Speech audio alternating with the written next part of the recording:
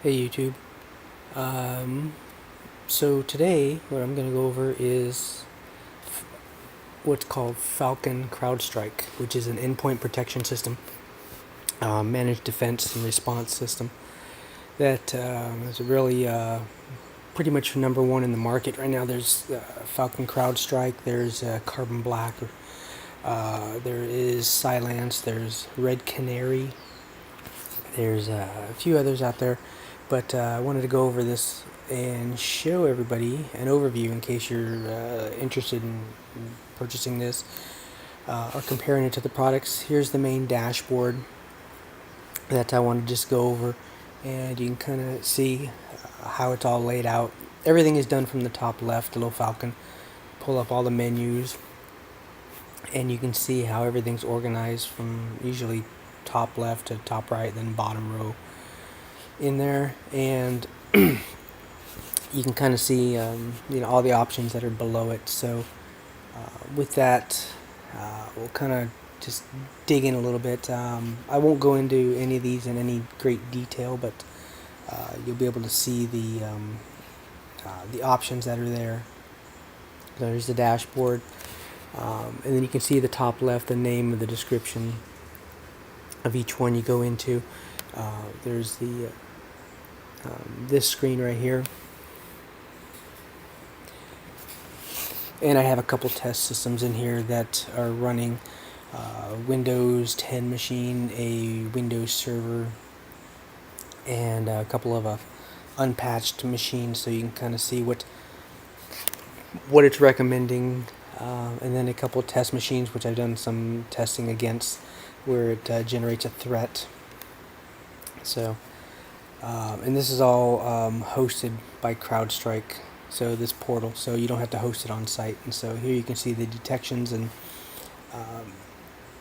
how it's been propagated, or how it moves through the operating system, through the computer. Don't have any lateral movements, but you can kind of see each point, and then you can click on each point and then get details. So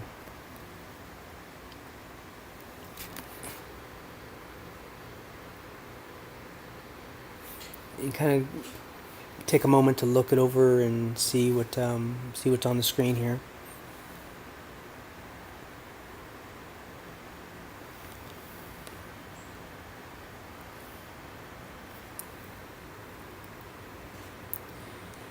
Obviously, if you have any questions, you can put them down in the comments. But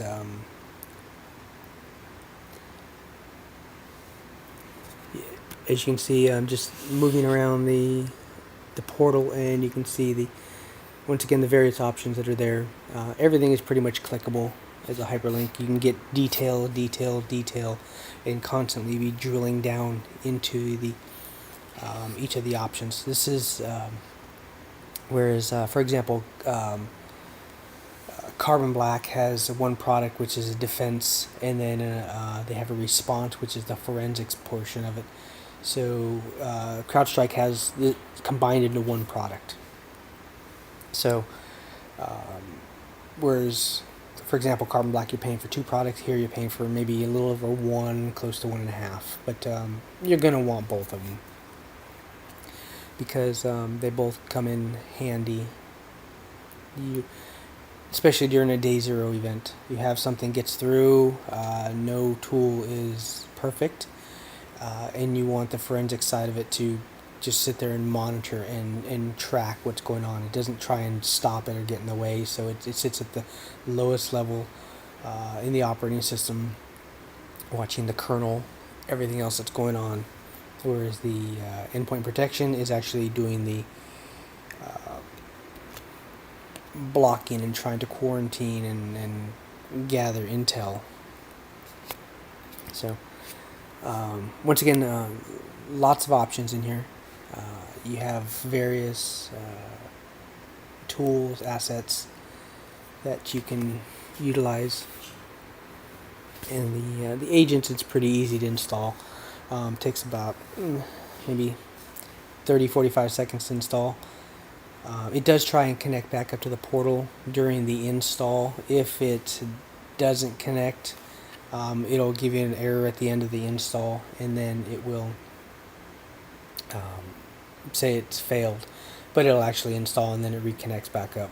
So a little bit of a con on that, but it is trying to connect up to the portal. So if you're doing an offline install or in an isolated network or anything, that could. So as you see right there in the screen, I do have a Windows machine that I was showing right there. That's a Windows called Microsoft Windows Virtual Desktop Multi-Session, and that is Microsoft's multi-session environment where you can have as many people as you want connect to a Windows 10 machine. And it's basically like Windows Server terminal services, but it's for you don't have to have people run a server remote desktop. They can just RDP to Windows 10, and they have their full desktop, all the applications, everything else, and it all works perfectly fine. As many people as you want. You just run out of resources, you just add more resources, and it's a great product. I personally have about 100 people running on 3 virtual desktop multi-sessions. I have them non-domain, so it makes it a little bit easier to maintain, but you have to maintain the users on those 3 machines. But in reality, it's only 3 machines. So once again, going through the dashboard here, here's the applications. This tool has some bonuses. It has application awareness, asset inventory, and neighbor, advertisement, where you can see other computers that are not managed. So if it's on broadcasting on a network, a subnet, you can see the other computers. They'll show up as unmanaged, so it'll tell you that there's other computers on there. Applications, this is great for running report on applications across your organization. You're running Google Chrome update 82 or something, and you find computers that are running Google Chrome 79 and they haven't been updated or haven't been updated in a while. You can quickly find this out, run a report, and see what's going on. And it definitely helps. Especially if you don't already have an asset inventory, then you can utilize this tool.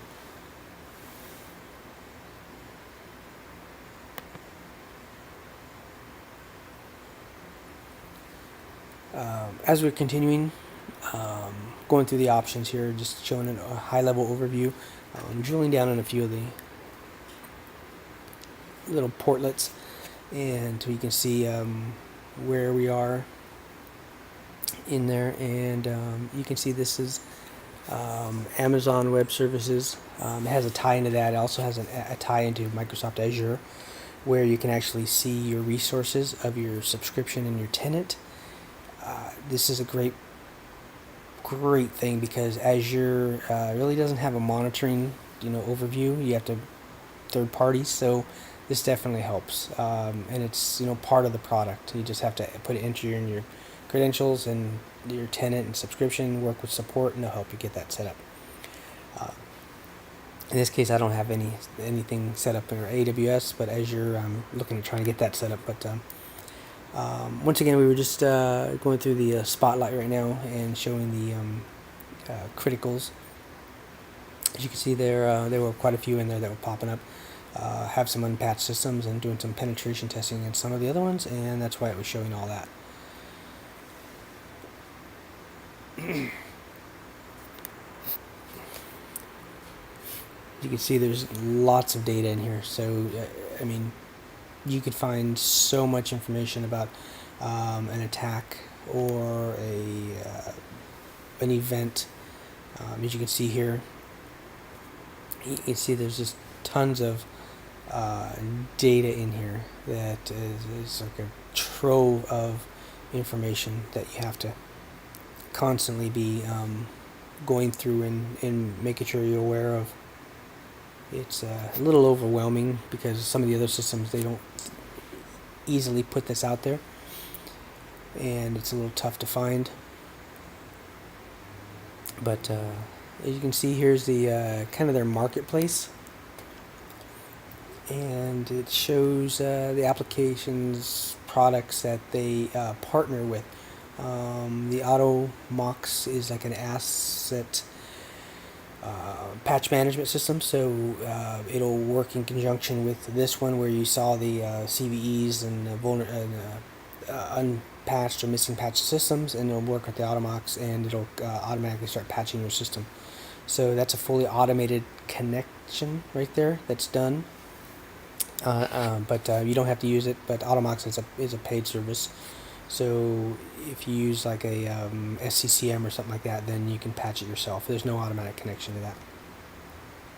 But all in all, I hope you guys enjoyed this. Let me know if you have any questions in the comments or anything. Please subscribe.